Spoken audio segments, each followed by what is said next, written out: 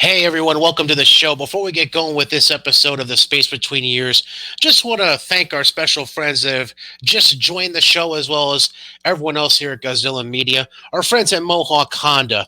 So every dealer, they're looking for trade-ins right now. They're short on inventory, and they just basically want to take your vehicle, give you money, send you on your way, and then what? Like, where does that leave you? Because not like they're going to turn around and sell you a vehicle because they're just trying to gain vehicles for their inventory. Well, at Mohawk Honda, they not only will give you top dollar for your trade-in, but they have a ton of vehicles on inventory for you to choose from right now. They have the largest inventory of vehicles in the capital region, and that means you can choose the one that's right for you.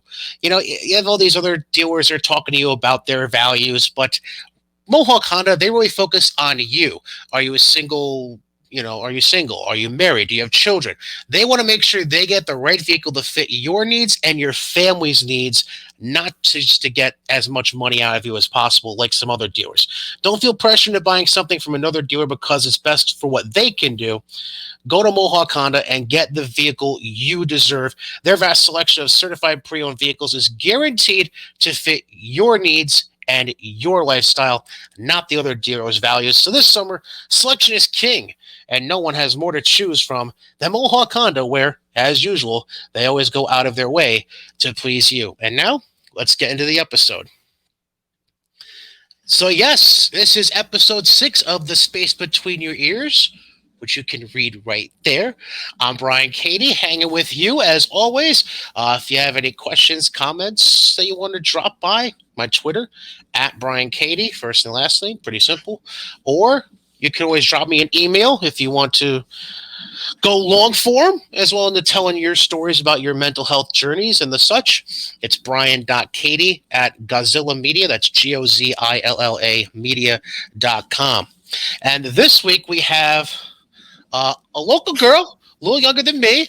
I always feel like I'm an old man when I get guests on. It seems like so far I get 20s, early 30s. I'm hanging over here ready to hit 34 this August. I'm like, oh God, I'm old. But anyways, so yeah, a local girl from, and I'm going to make sure I say this correctly because there's a lot of people even who live around here who may not say this right. Queemans Hollow. Mm-hmm. See?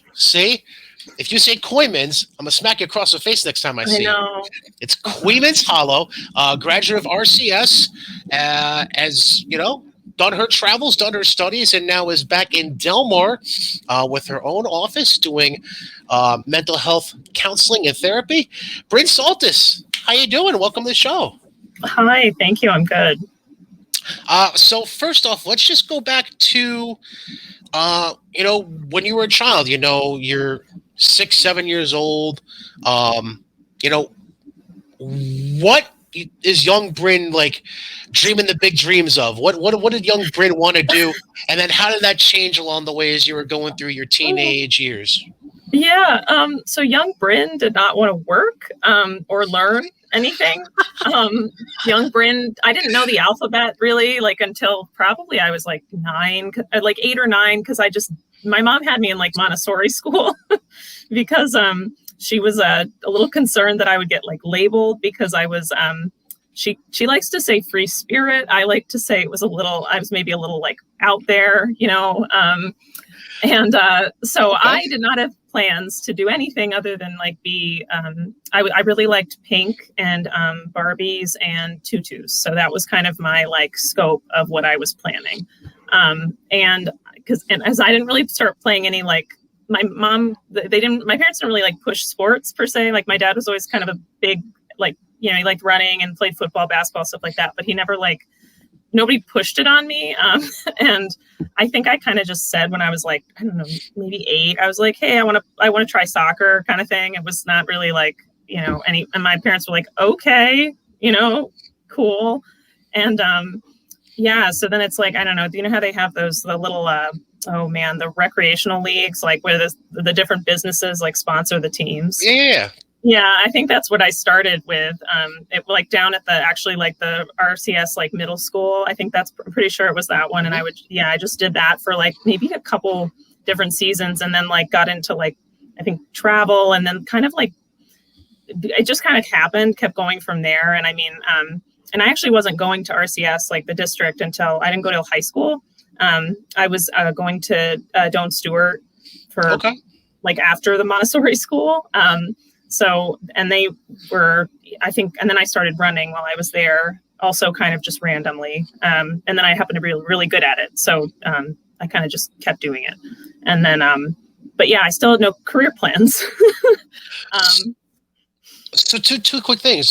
Number one, so the reason I understand the rec league thing you're mentioning is while I was a basketball kid growing up, there was one year where I was like, yeah, why not? I'll try soccer. I don't know why.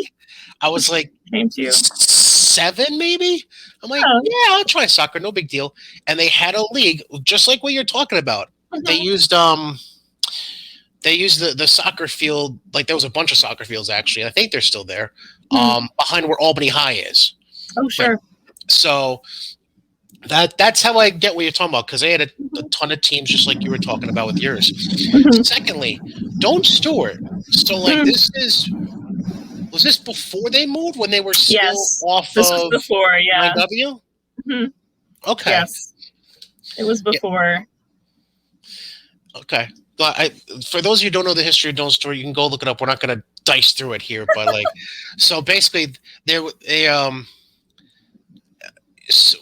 was like the entrance is random. We'll put it that way, because let's just say you're going on 9W from Albany into the Glenmont area. So Doan Stewart, essentially, once you got to, as you're coming down the hill to go to the bridge that goes over some creek, the bridges, people don't understand what I'm talking about. There's a random left turn right there, right before you hit that bridge. Like it's right across from like the end of where the Thruway Authority stuff would be. So that was the main road entrance from 9W into Doan Stewart.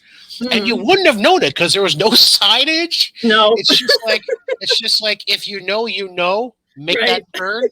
Right. It's like an unspoken society kind of thing. But anyways, totally.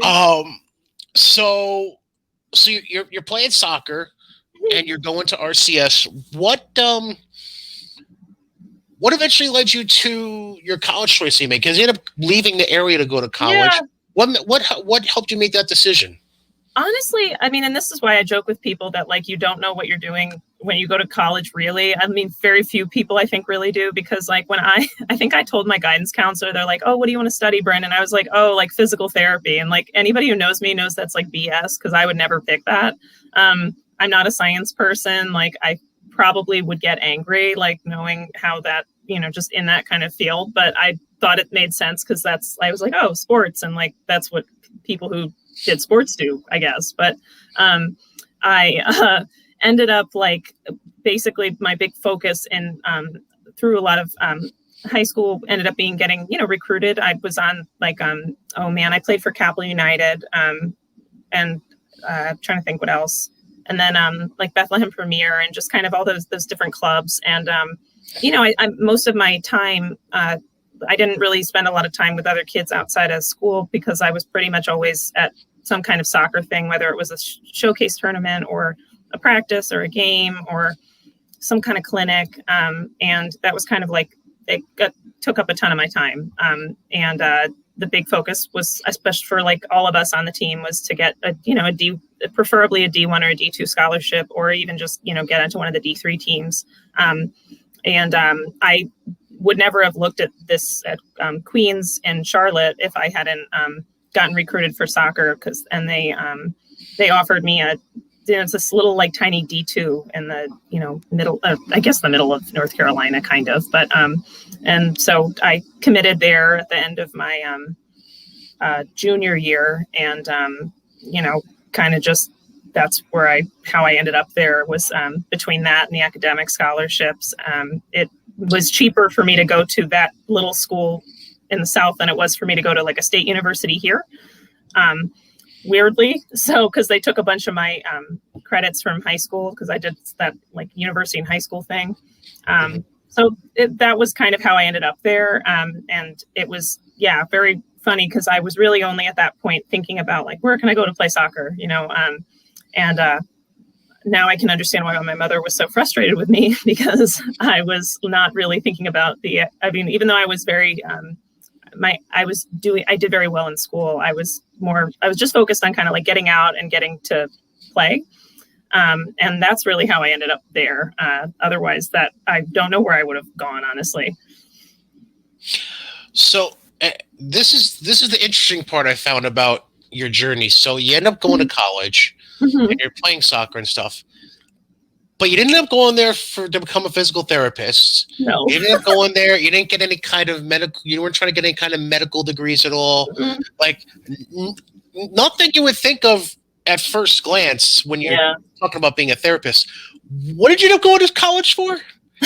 So I started as a psychology major, and I think I did it for maybe a semester, and then I ended up switching to creative writing because they had a pretty solid program there in it. And I kind of got into taking some of the classes because I always liked writing, but I never really, thought of it as much more than like something I did really, was easy for me in school and that I kind of like to do in my own time. And I just ended up switching to that major partially because one, it was more appealing after a while, but also like I don't know if you know a lot about the DSM, but at that time, I think it was probably the DSM-4 that we would have used.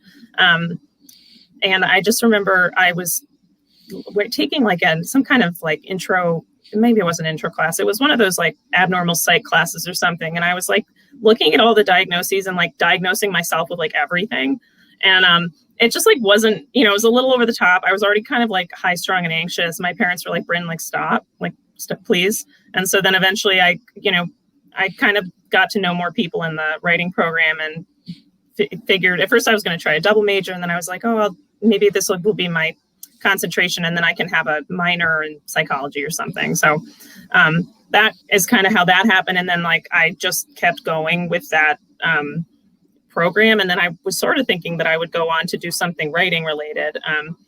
Mostly because, I had a kind of difficult freshman year. I had my own mental health stuff that kind of, I think, popped up being, stuff at home wasn't always the easiest. And I think going to college and being far away and having kind of other stressors pop up, my soccer coach wasn't that, she kind of ended up not being that great as a person to me. It was, the being out there by myself was tough. I think I was probably one of the only kids whose parents couldn't afford to come down and see my games.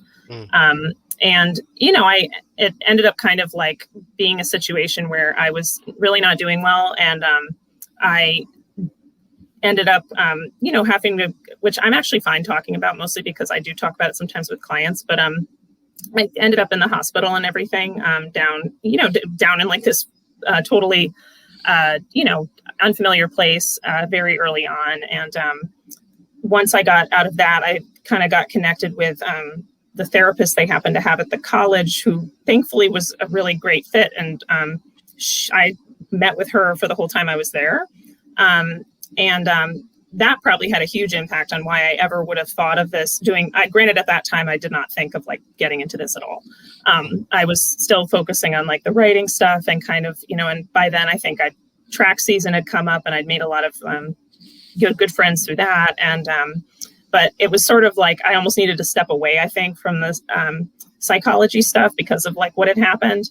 And that was tough. I think, I always joke that the only reasons I probably got through college were because of our athletic trainer and the therapist in the counseling center.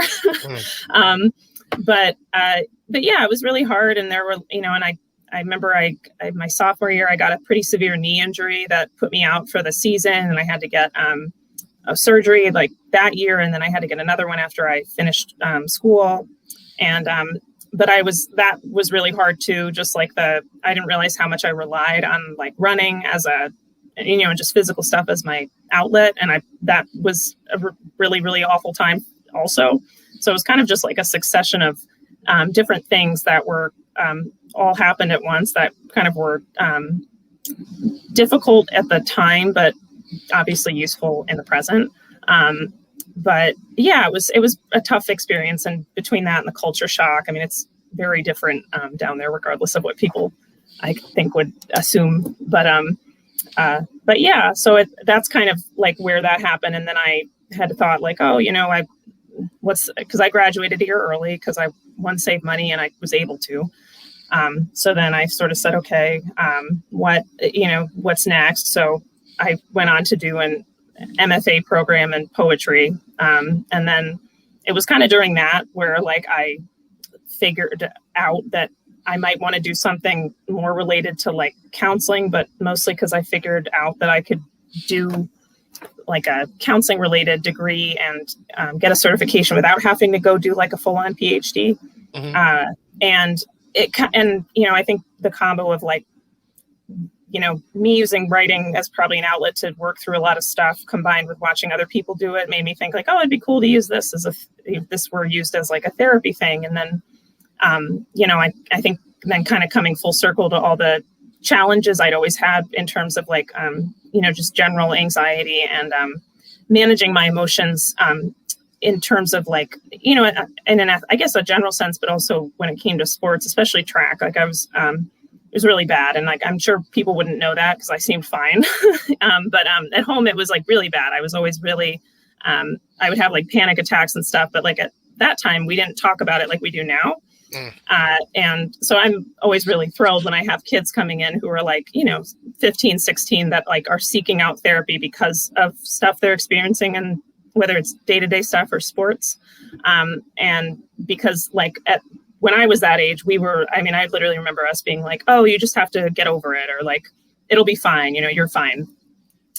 And that was, so it's kind of, I guess that's kind of how it all transpired. It was weird. It's weird to look at it, but it's kind of, I guess, makes sense in a bigger sense, if that helps answer the question. So quick sidebar for a second. So as I was going through the beginning of fixing my mental health issues, which was about a year and a half ago, like one of the things I did while I was going through my intensive outpatient therapy with Four Winds up in Saratoga. Sure. Throughout the process, as rethinking everything from the past and going through all the sessions, I started outlining different stuff. And I actually I think I have the sheet right here. Yeah. So I literally have a full front and back sheet outlined of, at the time, what I thought would be a book. So now I have a writer. You're the first person I'm going to call if I need a ghostwriter or somebody to proofread what I write down the road. That's number one.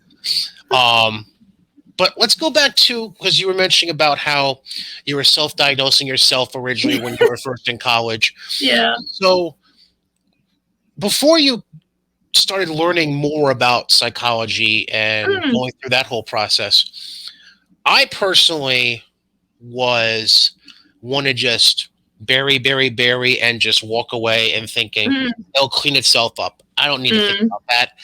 It's all good. No big deal. Yeah. And then eventually, it all at once, poof, it explodes.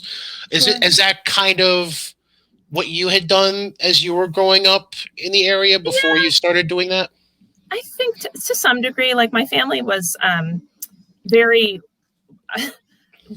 talked a lot. Like we talked, it was kind of like normal to have like random analytical conversations that probably didn't need to happen, but we'd have them anyway. And I think probably, but I think me looking back now, a lot of times what I've recognized is that there was a lot of stuff that I would now point out to somebody as an anxiety thing, or as like somebody doing a lot of catastrophic thinking that we were treating as like normal, that's how my family was operating. We were kind of like, feeding off of each other, like ruminating, like when bad things happened, it would like be, especially if like one particularly bad thing happened, that would like set the stage for more like, panic. It's like, it was a very like high strung kind of environment combined with like a lot of stress going on in general. And I think what I probably did, honestly, was my big outlets were like, I did journal. I, wrote a lot. I journaled a lot and kind of like, and I was pretty depressed for a lot of high school, but I didn't, it's not the kind of thing I would tell people. And I kind of just, I think, kept it in and sort of like tried to ignore it sort of thing, or like, and I would be able to do okay with that, like at school, but it was when I'd come home. And then, I think it was a lot of, this throwing myself into the sports too. I think that was a huge distraction and outlet.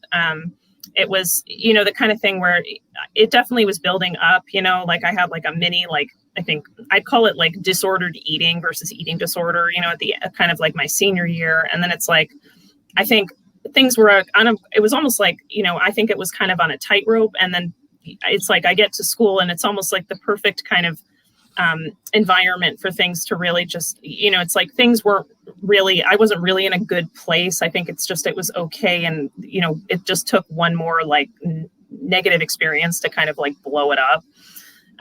So that's kind of what I would say. It's like a version of that, even though like, it was interesting because it was, I think it was, kind of over time, it was like different things built up, but then a lot of, my parents are anxious people, and it's unfortunately when parents are anxious and when stuff happens, it's like kids pick up on it, and it's like everything, you absorb everything. And I think it was kind of that. And then it just sort of was an, catalyst at school like that. So you eventually come home after you get your bachelor's. And you're eventually going to work on, if I have this timeline correct, you're eventually working on a master's in creative writing. When along the road after you're home, did you feel like you had a feeling you're going to go into mental health counseling when you were still home, or you were still on that idea of creative writing was going to be the thing? Think it was like the creative writing thing. And like, it was, and it was one of those things where it's like, okay, like, what do you go and teach? Do you get into editing? Do you, and a lot of times with, especially like writing, you kind of have to go, like, be willing to move to the places where they do that specifically, even if it's like, we have all the remote stuff now, but, it's like, do I want to move to New York City? Not really. The program I was doing was like low residency. So I didn't have to be there all the time, which was, well, cool, but also very affordable in comparison. So I would only go to Cambridge or, Boston area like twice a year for the residency period of like, I think it was 2 weeks or something. And then I was like, working, I was working retail and then at a bank during that time. But it was like, I think it wasn't honestly probably till probably the second year of the program towards the like middle, like after the what would have been the fall semester where I really started like, thinking about it and then kind of doing more research. Cause then it was in that second, the springtime that I started sort of actively applying and getting into it and really like being able, visualizing it. I think differently than I had, but yeah, no, it was, I think cause I still had stuff to work through when I got home. It was, I was a nightmare. I don't know how my parents like really like, I would not have wanted to have me in the house, but I was like so grumpy. I'm pretty sure at the time I like took myself off of whatever medication I was taking. And like I said that to my mom recently. She's like, that's what was wrong with you. Wow. Okay. That explains things. And I'm like, yeah, isn't that great? Great decisions by 20-year-old Brynn. But so I did not have a great, like that first year was tough. And it took like, it was kind of like, it's funny when people ask me, cause I'm like, it's like, I just kind of like, I did a lot of thinking and a lot of like examining and a lot of like, trying to think about what was the right next thing. And it felt like a very long time, I think, even though it was like a very short amount of time in hindsight. But yeah, it kind of was, I think, at the end of that, once I started feeling like a little bit better about different things, I started kind of going, okay, like, what is this something, this would be kind of interesting or kind of cool. Like, could I do this, So now we take the left-hand turn away from creative writing, not completely, but that's okay. As far as educationally, you take the left-hand turn, getting certified and getting a degree through there as well for your psychology. Yeah. And then So then the question becomes, obviously, how do you want to apply the trade? Yeah, totally. What what ultimately decided for you to stay here in the capital region instead of looking to apply your trade elsewhere? Sure. So when I went to Suffolk, at the time, my yeah, we were engaged. So my husband and I had just gotten engaged before I started that program, and so we I had to move. So we up and he came with me. We moved to Boston that summer, and then I started the program, and he's an architectural designer, so he went and found a job at a small like firm outside of Boston, and then I was yeah, so I was we were there for like almost 4 years, and then when I finished, or when I was about to finish, we were kind of we were at that point I was working, I was at like a methadone clinic in the kind of like the south side of the city, and my husband was still at the same place, and it kind of got to where we were like, oh, this is cool, like, but we're, in our like getting to our later 20s or mid 20s or whatever, and like we're making okay money, but we can't really afford to do a lot because like it's like you basically pay for your apartment and your food.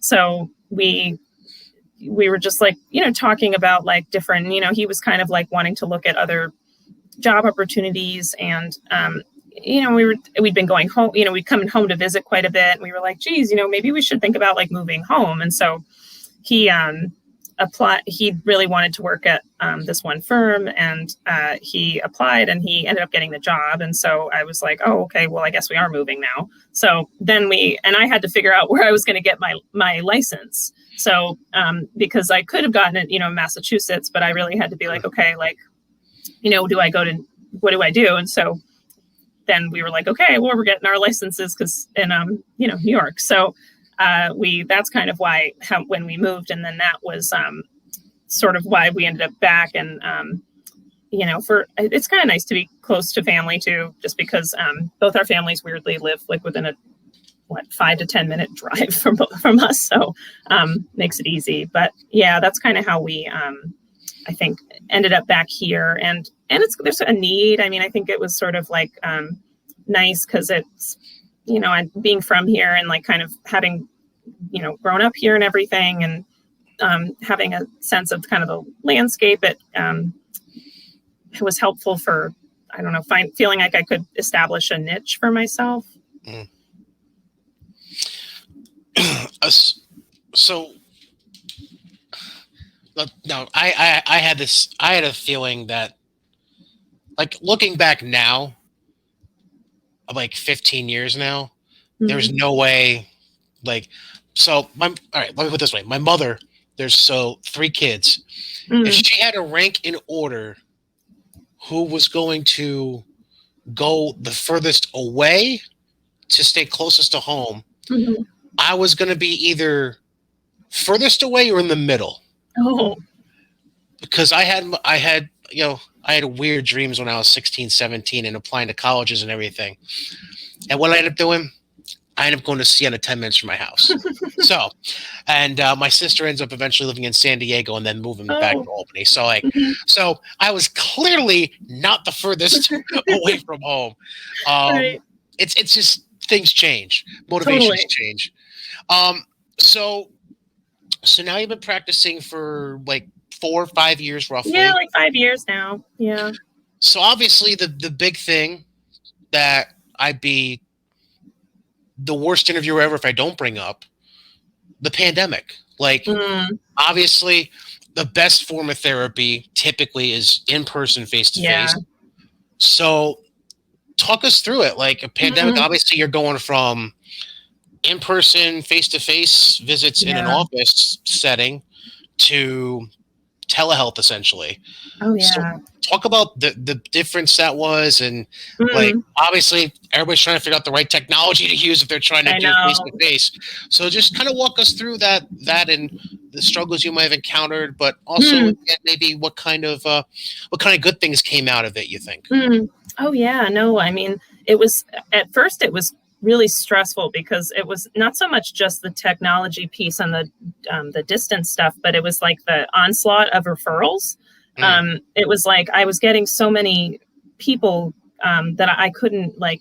I was like working nonstop. It was nuts, and it was like impossible to keep up with. And even now, I'm still having trouble. I still have a wait list. I can't it's there's constant need and constant just outreach. And but yeah, that I think that was one of the biggest, most overwhelming things. And then I think too, like it was positive in the way that like suddenly everybody's like, oh God, like mental health is a thing, like maybe we should get help, yeah, I was like, oh really, welcome to my world, but it was like I think one of the biggest challenges, and still it can be a big challenge, is but thankfully it's better obviously because the pandemic has gotten to a different spot. But at that time, one of the scariest things was when you had clients or people, whoever coming to you and saying like, basically they were not safe, they were kind of, whether it was like they were not in a great situation or they were, suicidal. And they're like, I remember being very worried about a collection of people because they were like coming and needing help, but really they were the kind of candidates that would be better off in person because they were such high need. And I was like at a distance, and wouldn't be able to no matter how many safety plans I maybe did with them, I still wasn't geographically in a place where I could get to them easily or be easily accessible. And that was probably one of the freakiest things, is just like the high need, the potential instability, and the fact that like they didn't really have options because nobody was in person really, except for like a hospital. And even then that was like not doable given all the people who were there for the actual pandemic illness itself. And that was tough. I think one really cool thing that did come out of it is I've been able to maintain clients in like different parts of the state that I wouldn't have otherwise, because it wouldn't even have been something we would have thought about. But so that's been nice. It's finding the right technology has been tough because some things are HIPAA approved and some are not. There are even certain payment types that are HIPAA approved, or ways to pay and that are HIPAA approved, and others that are not. So I think that's all been kind of just a learning curve. But yeah, it's been a mixed bag, but I think generally pretty positive. But yeah, it was really, and just trying to do things like assess people, like especially I had people who only wanted to do phone, and I can't see them, so I'm like going by their voice inflection, but someone could say like, I'm great, and they're not doing okay at all, but I can't, so that, and then the state line stuff, I think licensing limitations was a big one, just because people don't realize that a lot of people don't, at least, is that if I'm licensed in New York State and I'm not licensed in like Vermont, but they decide to go hang out in Vermont, I can't necessarily counsel them if they're physically in Vermont, even if they're a New York State resident. Right. And that I found that happening a lot because people, the pandemic, people are like moving, they're like, deciding like, I'm going to leave here and go here. And so I had to have a lot of conversations with people like, hey, I hate this because one, that's like kind of dangerous too, because then they don't have a provider. But if you're going to move here, you got to figure something else out because I can't legally do this. But it's so that's a whole other thing that I think they're still trying to figure out in terms of like the government and telehealth. But yeah, so it's been kind of a bunch of different things, I would say. Good and bad. Yeah, I think at this point it's nice to be back in person, but yeah. Well, you're listening to The Space Between Your Ears, presented by Godzilla Media and sponsored by our friends at Mohawk Honda, as well as the Healing Meals, Inc. I'm your host, Brian Cady, and, of course, joined by our guest this week, Brynn Saltis. And so one of the goals of this show, when I started this about a month and a half ago, wasn't just to tell my own mental health journey and my own story, but also because I feel like even in 2021, we're still at this point where mental health as a topic is still supremely taboo. Hmm. And like even before I started properly addressing my own issues, I Hmm. felt like it made zero sense for it to be such a taboo thing to I know. discuss. Do you think at all with, I mean, it seems like the pandemic might have helped a little bit, but do you A just little think bit. in general, as, oh, let's just say over the last 5 years, do you feel Hmm. like things have started to shift and change Hmm. aside from the pandemic? And what kind of work do you think still needs to be done, if anything, aside from just people allowing themselves to be more open about it? Hmm. Oh, I think, I mean, one of the biggest things that has stuck out to me still is that just the like, oh, the lack of normalizing it. It's just in general and kind of making things available in places where they weren't. Like, I think one of the most significant things I still think about is how, when I was in school and we had like this really extensive, like, athletic training department, we had all these like things available to help us physically, but like we had nothing at all that was integrated to help the us on a mental health level. And I don't even mean like Mm, I know people are big right now on the mental, the what do they call it, like mental performance, and like how to like basically like do visualizing in terms of oh, performing at your best, but more right. the that side of it that doesn't get addressed really ever, where it's like people struggling, like because of a variety of things, whether it's an injury, whether it's just like their mental health is kind of like not okay and nobody's talking about it. I mean, even today I had a gymnast in here and she's saying to me, like, I totally lost my sense of self when I stopped doing competitive gymnastics. And it's like, but we're like, when I've heard that with kids when they get injured and they like, but we didn't have that. Like, we didn't have anybody checking in with us. I mean, their abusive language was, or kind of even like tactics towards athletes was almost a norm, and I don't know that it was intentional as much as it was a part of the culture. And it's, I think, a part of the culture a lot of times. And it's, there's a lot of like, it's still treated as like this person, because they're talking about their mental health, oh, they're sick, or that's like, it's like for some reason it's on this Mm, other level. And I run into it a lot because I'm like, well, you take a medicine for your blood pressure, but what's the difference between taking something for your anxiety, say, when people are hesitant about that. But I do think there needs to be more like integrating and normalizing, but and treating it, like we treat, I don't know, anything, like where you go to the doctor and they do your physical. mhm. Yeah, I mean, and specifically getting back to the athletic side of it, as you were Mhm. just mentioning, I just, unless you're in it, I feel like there's a lot of people, um, especially if they don't have kids, Yeah. like a lot of people just don't realize how, not just physically, but mentally consuming Yeah. trying to pursue any kind of goal in athletics really is. Oh Like God, you yeah. mentioned when you were playing soccer, you had your school season, you had clubs that you played for. Like the Mhm. amount of like AAU for Yeah. basketball, travel teams for baseball and soccer, like you mentioned, like Mhm. it's the last like 20 years, and the explosion of club sports and AAU I sports know. is just, it's to a point Insane. where sports are year round now, Oh God, yeah. and even if you're not playing actively on a team, you're doing weight training, you're doing Hmm. other kinds of training, like just cardio training, just running. Hmm. I mean, it's all consuming. And then if you get to Hmm. forget about it, Yeah. because you're trying to balance 15 to 18 credits a semester. Hmm. You're training in season, playing games in season. Off season, you're Hmm. doing usually weight and cardio training Yeah. still. It, it's crazy. It is crazy. It's a wonder you don't hear more stories I know. about, um, just Mm-hmm. people having breakdowns. I know. Well, And it's it just boggles the mind a little bit.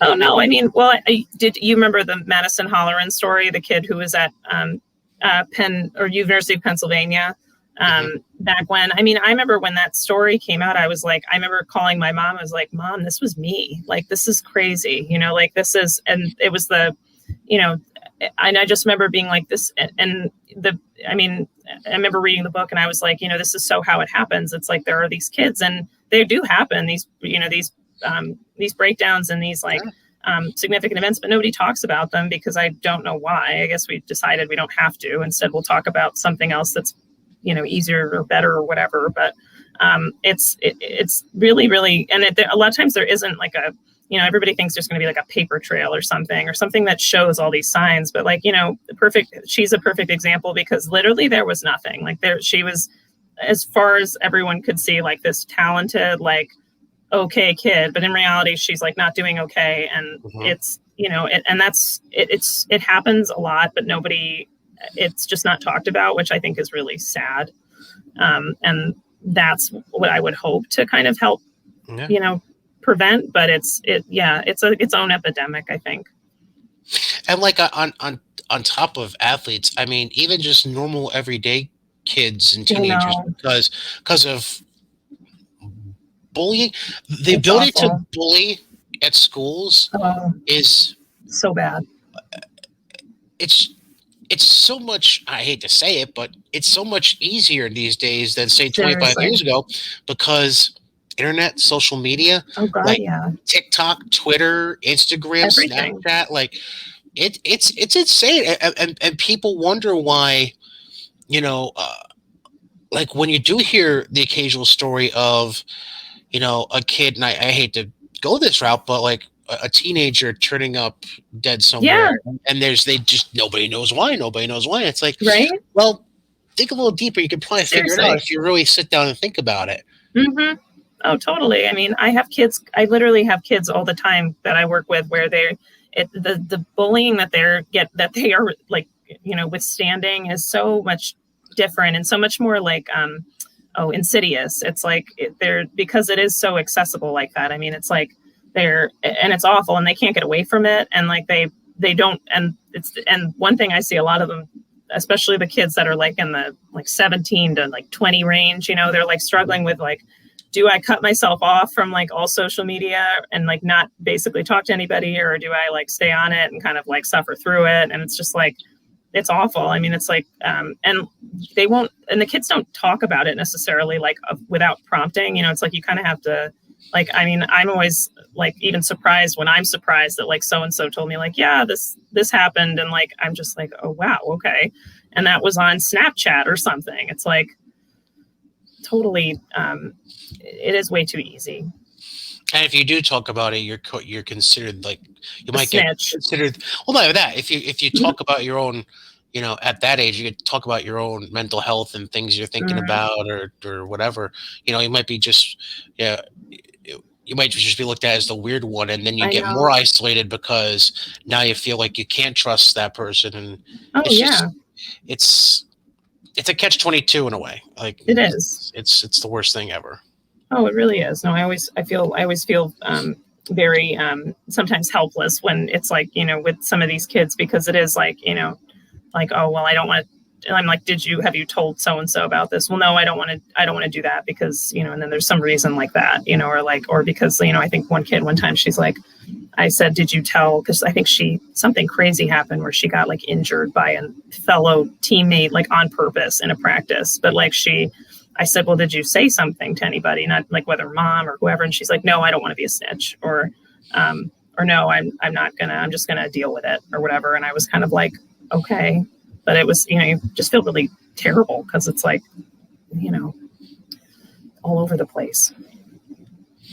Now, particularly with your practice, it sounds like you deal with a lot of adolescents, young adults. Mm-hmm. When it comes to your particular practice and the patients you deal with, is there a certain method or Mm. methods you like to use preferred when you're going through treating your patients? Yeah, I mean, I tend to kind of take the like I borrow from a bunch of different perspectives, perspective maybe, because I mean, one, usually that's a little bit better, but also it really depends on what the person's coming in with. Of course. I think, like cognitive behavioral therapy, one, insurances love it. It's super billable. You can be like CBT this, and they're like, yay, woohoo, here's your, reimbursement. But there is a lot of good that comes out of like some of the cognitive behavioral stuff is just I find that to be very helpful, just for giving people like, different ways of thinking about things, techniques that they can actually use that are useful.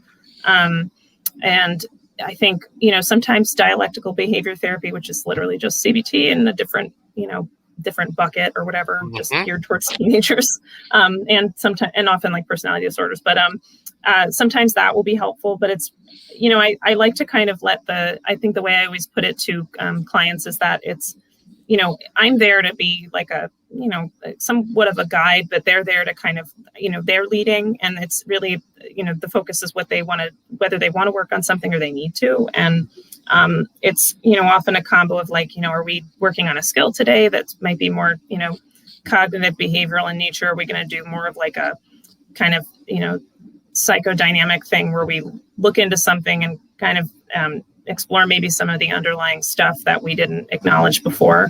So I think, I like to keep it conversational and like approachable. I think one of my big rules is that I'm never going to make someone sit there in silence and like just stare at them, because I think that's really creepy. And I can't believe how many therapists do that. According to all the clients I've worked with, they're like, yeah, so-and-so just stared at me. I'm like, that's terrifying. I'm sorry. But yeah, so a lot of borrowing, I would say, of different things that might be useful, depending. And sometimes I'll do journal therapy sometimes with people if they're really, interested in it. It tends to be helpful, but, I get some resistance. So I think that's the first time I've ever heard of somebody saying that a therapist just stared at them. It's really weird. I've heard a couple where they like didn't get any feedback. They would the person would kind of just, and granted that is like, there is a style, it's, I think honestly, sometimes I think of it as an older one. Not always, but it's more like the old psychoanalysis, like Freud stuff, to like kind of like the therapist not really say a lot or do a lot, but like the old school stuff you see where basically the person's just asking questions and taking notes while you're laying on a couch, basically. Yeah, and I don't really, I don't really like to do that. I really preferred it to be more, dynamic and conversational, and like I'm not going to like. I will encourage them to talk, but I'm not going to be like, okay, I'm going to sit here until you say stuff, Right? Because I can get a little weird. Just slightly. Yeah. And it's funny because you just mentioned, you just gave me a good thought process there. Mm-hmm. With, just talking things out, because I find myself once in a great while when I have my own appointments, I have to remind myself, granted, you have to think of you and your therapist as like dance partners, mm-hmm. but there's only so much they're going to be able to do. You have to take the lead. Right. Like they can ask you all the questions they want, but if you're not giving answers to help further the conversation to get closer to solutions for your problems, mm-hmm. then they're not going to be able to do anything for you. Right.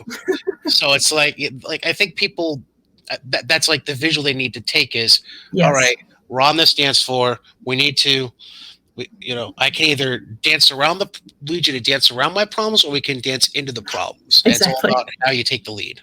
Right. Oh, totally. No, I mean, it's like, I think I've had people come in thinking it's like magic, like, I don't really know how this works. What happens? And I'm like, well, you don't just walk in the room and leave because somebody like, did something amazing. I mean, honestly, I say to people, sometimes they're going to leave and not feel very good. And that's like actually a part of it. And sometimes you'll get mad at me. I mean, I definitely piss people off at least like once a week. It's fine. I'm like, whatever. I don't know. It's actually kind of good, because that's like kind of something, like, oh, good, I got to you, but not like because I'm vindictive, more just because it's like, oh, cool, we're getting somewhere. But you want a reaction. Yeah. That doesn't matter what the reaction is. As long as you react, then okay, I'm doing my job. Yeah. Good. I'm like, oh, okay. And it doesn't mean like I totally get like, I especially get nervous with like family sessions. Like I look fine on the outside, but inside I'm like, oh my God, is this going okay? Right. Yeah. But yeah, no, it is very much like you have to want to do the work. I think that's the biggest thing. It's like if you don't want it, even if you think you might want it, that's better than not having any investment at all. And it's interesting that you mentioned the get a reaction because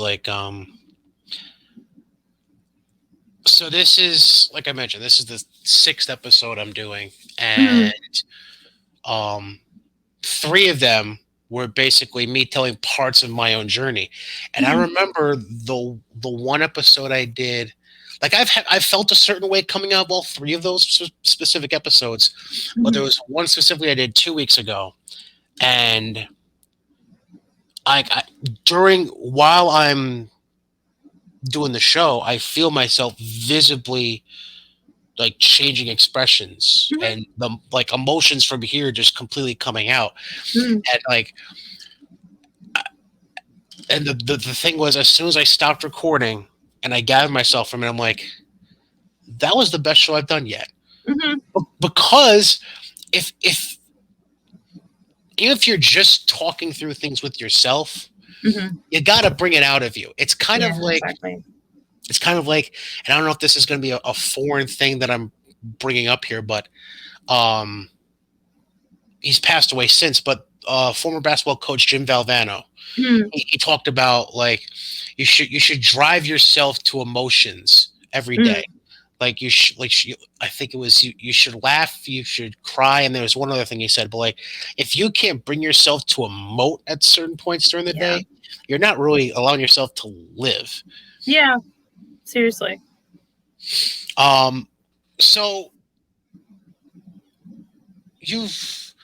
with your approach, like, because I know that you do focus with like sports performance and athletics and sports psychology in general. What do you feel like are the signs between your the practice you've been doing as well as even just going through your own journey yourself? What warning signs do you feel like you could tip parents off to when, like, even if the child's not talking to them, are there certain warning signs you feel like parents could look out for as far as hints that maybe something's going on that's not being brought up? Yeah, I mean, honestly, I think behavior tends to speak pretty significantly. Like even just simple stuff like, a kid's not sleeping. I mean, that's like a classic one, like the kid, and even if it's not that they say that directly, just notice they're not sleeping, or even just something seems, sometimes usually parents with their own kids have a pretty good sense of like how demeanors, but even if like their personality changes significantly or notably, something seems off, I think that's usually a huge telltale. Like someone who's very boisterous and talkative suddenly is a little more withdrawn and reserved, or even the opposite. Someone who's typically kind of shy and quiet is suddenly talking like, and getting, being a little bit overexcited in ways that are a little bit kind of out of character. I mean, I think those are big ones. I think even like paying attention, honestly, we're so driven, especially in our country and our culture to, have kids are supposed to do everything, and like do all the sports, do all the clubs, do all the activities, do all the classes, whatever. And I think actually like checking in and paying attention before it feels like you need to is big. I think there's a lot of like, one thing that I've seen happen over and over again is just, someone has so much going on and it seems fine because nothing has happened. But at the same time, if you look, kind of like ask different questions and really look at it, it's not really that fine because there's so much that the child is doing that is like,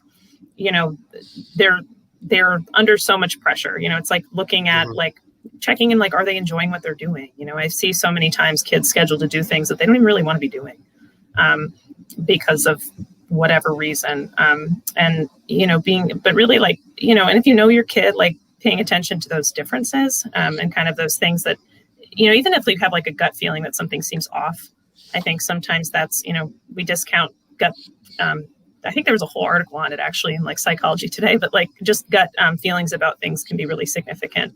But I think some of those are really big ones, just like, behavioral changes that you actually see physically, and even just like kind of checking in preventatively. even when it seems like you don't necessarily need to. Granted, like there's a difference between that and becoming a helicopter parent, but like, I would say erring on that side of kind of like, I don't know, trying to talk more. One of the saving graces I feel like we've witnessed the last few years is that you have pro athletes like Dak Prescott, Kevin Love, Simone Biles just this week, Naomi Osaka. They're all being a lot more vocal and open about mental health issues and how it's impacting their lives, not just their athletic performance, but their lives in general. Absolutely. How much do you feel like potentially down the road, as more athletes are more open about that, how much of a positive impact do you think that could be, for, really people of all ages, not just kids? No, I think it could be huge because like one thing that's, I mean, even just like recently, one of the biggest things I've noticed is like, I have parents coming to me saying like, hey, my 14-year-old found you online. Like she wants to come in and talk to you. I mean, they're like more, likely to advocate for themselves. I think that's honestly one thing that it will do. It won't, and I think it would make people less afraid to like acknowledge that they're dealing with that, it's, or less afraid to kind of like note that might be something that's impacting them and maybe actually seek help sooner rather than let it go to the point that it does become a big blow up. I think it actually, could have a really positive impact in the long run because it's so many, I mean, it's crazy how much people struggle with things that you don't know because they don't talk about it. And just having some of that stuff vocalized, especially by people that, we would all, especially kids, would look up to that in that way. It's, it's a big deal. It's sort of like, oh, okay, it's not me, I'm not the only one who feels like this. It's actually very like a human thing that someone that I, kind of idolize actually deals with too. Last thing quick before I let you go. If there's anybody out there watching on YouTube or listening on wherever they're listening to their podcast, Spotify, Apple, Google, whatever, if there's somebody out there potentially considering getting involved in mental health, but going into psychology, what advice do you think would be best served for, those teenagers or, high school age kids that are thinking about potentially looking into doing something like that? Like the career path? Yeah.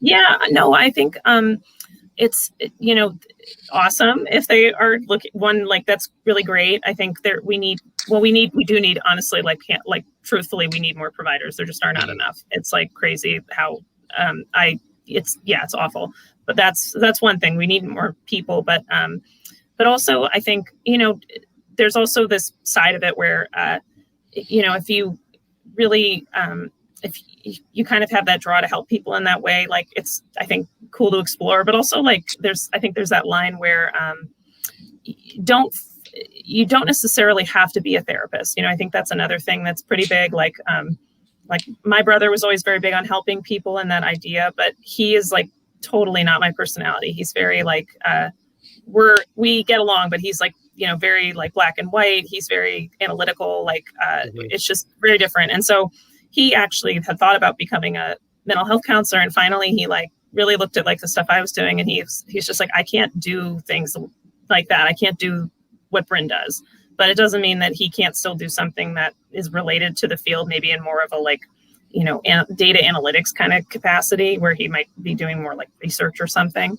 But I think that is, there are a lot of ways you can be in the field. I think that's another thing too. It's, like look at all the options and and think about yourself and like what feels, not just like what it would match up with your personality and kind of your, how you think and how you maybe act, but also what is feasible, in terms of like you as a person. Cause I think, it's the one thing that is really big and important is like being able to set your own, healthy boundaries and also being able to know where your limits are, like as much as it's important to help, you can't help everybody, and that's okay to acknowledge too. It's finding kind of your lane in it all. And that's, and doing, you know, even being a part of it in any way is a big deal. I think sometimes being able to like not put too much pressure on oneself to be everything. That's always like kind of, I think if you're going into a helping profession is really important to acknowledge. Well, Brynn, I have to say, it was a great conversation that we had today. I really do appreciate you coming on. Obviously, you mentioned that, you know, things are extremely busy and you have a wait list right now. But if anybody did want to reach out to you, maybe read up more on what you do, is there any way they can get a hold of you or follow up? Oh, totally. I mean, honestly, I don't know that a lot of people have my name. So if you just Google me, I usually come up. Yeah, you can, I mean, I have a website. You can like reach out to me through there. Email tends to be best because I can be quicker with it. But yeah, it's literally just my name, brynn.saltis@outlook.com. Or then my website is literally brynnsaltislmhc.com. But those are some good ways. And I think on Psychology Today too, but you know, that one's more cumbersome. So it's really, you know, whatever. But yeah, no, it's very Googleable. That's what I tell people because it literally. Yeah, not gonna lie, Psychology Today is how I found you, and I Yeah. looked at your website, and then that's how this came about. How this So happened. So yeah, yeah, there it's very, yeah, you Google, it's going to happen either way. It's like you just find it and there it is. So yeah. and if you're watching the YouTube video, I will be putting the website link in the description box down below. So make sure you check that out. That being said, this has been the Space Between Your Ears. Brynn, thank you very much, and Thank you. I'm sure we'll catch up down the road. Yeah, sounds great.